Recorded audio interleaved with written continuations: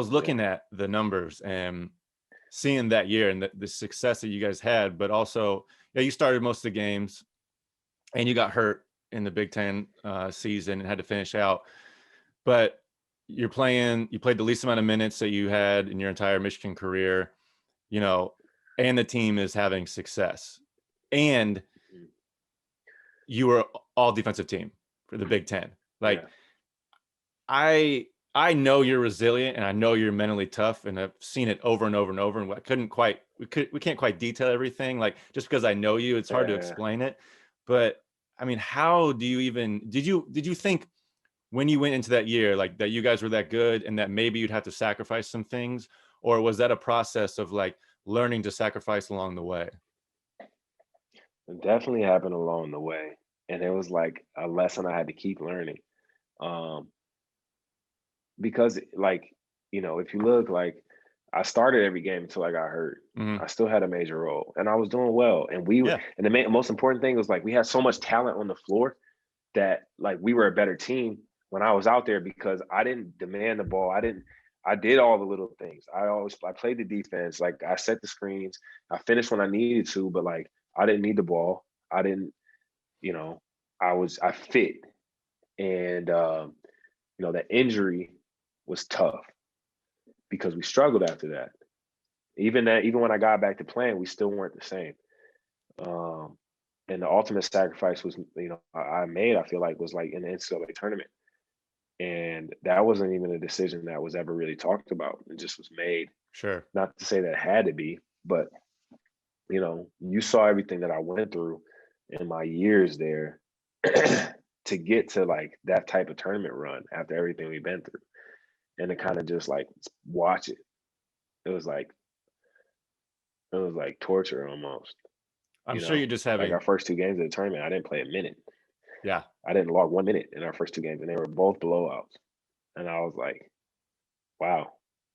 And it was at the Palace, my hometown. So I was just like, that was like torture for me, man. That was because I just felt like I had given so much and worked so hard to be at that point. And when you talk about sacrifice, like what would you sacrifice for your team to do well? And that's like the ultimate question. That was like the ultimate, like most extreme example you could get. It's like, well, I literally had to sacrifice every minute that I was playing before to see my team do well. And ultimately, I was grateful for that experience. It was one of the most memorable experiences of my life. That NCAA tournament run. Yeah.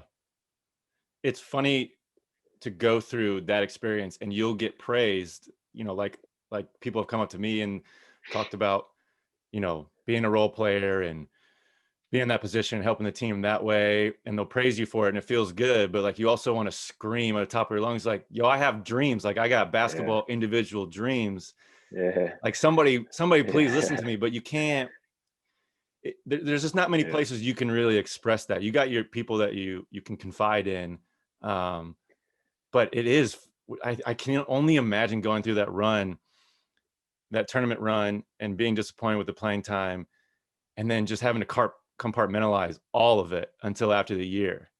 And it's like, God, that would Yeah. just be burning up inside. I'm sure after that first weekend, you had a lot of inner dialogue going on just to keep going, especially in practice. And I mean, even you could just, I mean, even nothing against Beeline, everything worked out, but like even just looking at Beeline in the hallway, like that's got to be rough. I was just like, man, you couldn't even tell me you were gonna do that to me. Like, you couldn't even like. I mean, damn, I've been here for 4 years. That couldn't even give me a conversation. At that point, that's kind of how I felt, and it was just like, um, no, you bite that bullet and you keep it moving. You have guys like I got to give another credit, and you ask how you get through stuff like that. It's always your brothers, and I got to give credit in that situation to like guys like Josh Barlstein, guys like John Horford, um, that that were right there when um like Josh, like Josh. I mean, I don't even have to tell you. Josh is like, we're celebrating, everybody's happy. I'm not happy, so he's not happy. Yeah. And it's just like, that's Josh. And so like I gotta give credit to him and the rest of my teammates, man, because they get your head together and they help you get through that, because it's not an easy thing. It's not. No. I mean, that's true leadership right there. And when people talk about college basketball, they always reference like family orientation and how the college team is family. I'm like, no, man, like this can be cutthroat. Like, yeah, they care about you, but at the same time, it is a business, and these are business decisions, and Right. it's gonna be cutthroat. And it sucks because sometimes fans come up to you and they're talking to you like that, and it's like you don't get it, man. Like you don't get everything. Like they're trying to be No, nice, no. but it's so difficult because you're just so misunderstood, and you can't express it. Like you can't let that Nah. stuff out. Like you have to learn to compartmentalize, or you're just not going to survive. And I've seen it over and over and over. I'm sure you play with a million talented guys, especially overseas. And like, if you can't deal with that stuff, you're not going to Yeah. make it. Overseas is crazy. Overseas is crazy, and like I think that it's important to find ways to you do have to compartmentalize, like in certain respects. Like you can't let that stuff bleed out on the court for sure. You got to find ways to let it out, people that you can trust and you can talk to.